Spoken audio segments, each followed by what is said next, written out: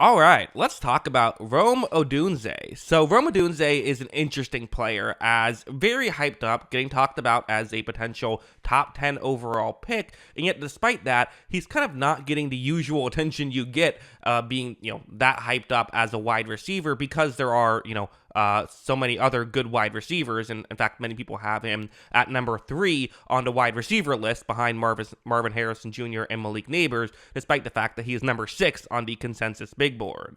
But I want to make a video talking about him, really breaking him down, and what are the pros that he brings to the table, and let's get into it, starting off with a simple play, something like this. So you're going to see just kind of a quick route towards the outside. Watch how when this play begins. Again, does a pretty good job right off the bat of not giving away what he's going to be running, doing the route running stuff, running that stem portion of the route. Well, it's early into the route. It's no big deal, but still, I want to highlight every aspect of the route. Good job here so far. He then is going to cut very smoothly towards the top of the screen, makes a really easy window for this throw to be made. Again, he cuts very well, especially for a 6'3" wide receiver. This is the real positive aspect of his game. But then also watch this shiftiness again to get around a defender and is able to pick up a first down right there. Again, I'm not going to say he's the shiftiest player in this upcoming draft. He's not, but for a guy who's 6'3", he might be the shiftiest 6'3 plus receiver outside of I would probably say Marvin Harrison Jr.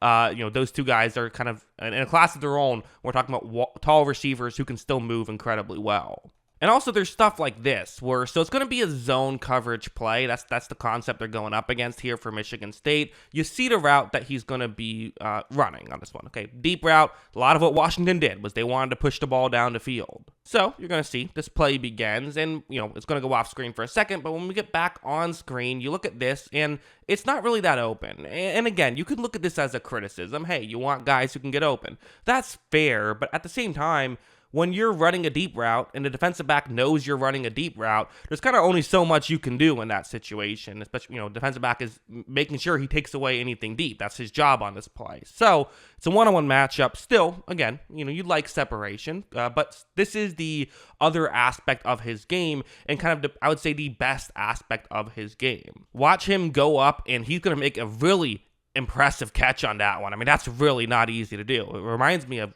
guys like Jamar Chase or Mike Evans or even Drake London, who recently came out of the draft, of guys who can, even if they're not open, they're open. And while I do think he can get open, even when he's not open, there still is that benefit. Now, some people don't love contested catch receivers. There is evidence to support that, if you can make a contested catch in college, doesn't always mean you can make that in the NFL, but you are more likely to be able to make it in the NFL. I would still put it as a positive. We can debate how good is it, but it is a positive.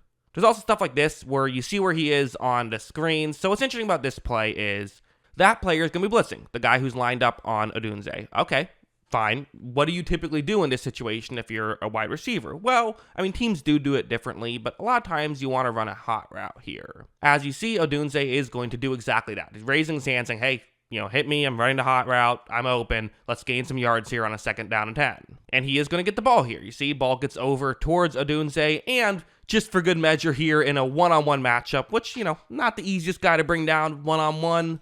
And as you see, does not get brought down. It kind of uses his footwork, actually, more than his size, I would say, on that play to kind of help break that tackle, picks up even more yards on that play. So again, are these moves all going to work at the NFL level? I don't know. It's so hard to project that, which is why wide receivers do have a smaller hit rate than other positions. But at the same time, you look at this stuff, you can't help but be like, well, it's working really well at the college level, so there's at least a chance it'll work out at the NFL level. And like that, his ability to make guys miss is very real. This one's going to be another one. You see, just again, a simple route. Get into a gap in coverage towards the top of the screen. Okay, let's see how it works. Well, you're going to see Penix takes a snap, gets the ball over to Odunze, who right here, just player running in, trying to make a tackle, trying to see if he can get Odunze down before he gets to the first down marker. However, again, using the footwork to make a tough tackle, and he's a big enough guy, you really have to hit it right. And hey, the hip job tackle's banned now, so that'll make it even tougher to bring him down, and he's able to make stuff like that happen. So, yeah, it's impressive stuff. It really is.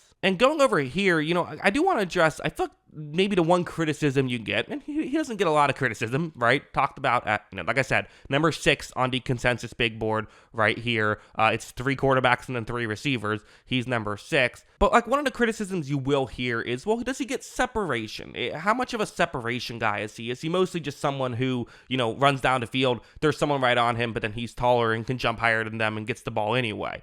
Wins a bunch of sort of 500 alive type situations. Well, so here, you see it's a go route on the outside, one-on-one matchup. These are the big plays. And when this play begins, you're going to see he does blow by the outside corner and is able to gain some separation here. Like, he ran a 4.45. So for a 6'3" guy running a 4.4, that's pretty good, I would say. Like, I don't know if that's, it might be a hair slower than the other guys, but only a hair. Like it's up there.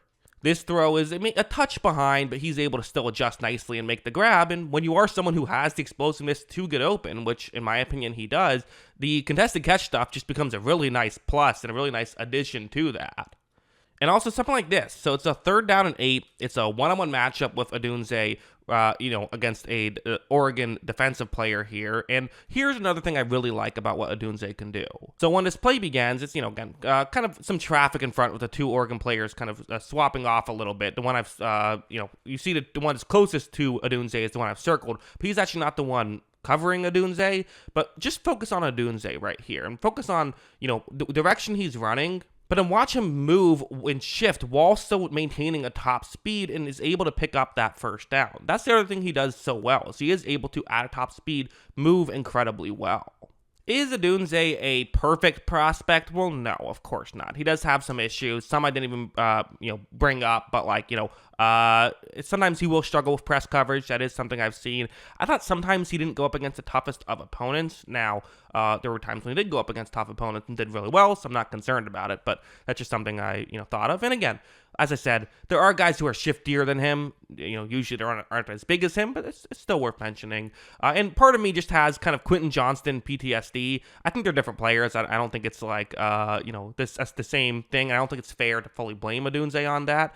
But that is something that, does concern me a little bit, and I wonder if the NFL will view the same. Sort of like how last year nobody wanted to draft a tall tackle because Evan Neal was a tall tackle who struggled. So I don't know if that'll factor in, but I think they're different enough players. I don't think it'll really matter. Yeah, there's so much he does well. I mean, he can win on the outside so consistently, so hard to bring down. He's a tall guy, but also goes up and gets the ball. He gets open, gets separation so consistently. His hands look like magnets sometimes, the way he's able to snatch the ball out of tough situations. It's Jamar Chase, Mike Evans, Shrike London. Those are the 3 comparisons I would have. Again, not to say he'll end up being those guys, because who the hell knows with this stuff. But for me personally, I am definitely on. The only reason he's not wide receiver 1 for most people is just because this is a loaded wide receiver draft class. And to be honest, if he's available at 6, I don't hate that. I really don't hate that. I haven't done my evaluation of some other positions yet, so I can't say for certain if I would have him at 6 on my board, but he's going to be up there for sure. Certainly going to be up there. So, yeah, those are my thoughts on Odunze. What do you think? Let me know in the comments below. Always love hearing from y'all. And, of course, as always, thanks for watching.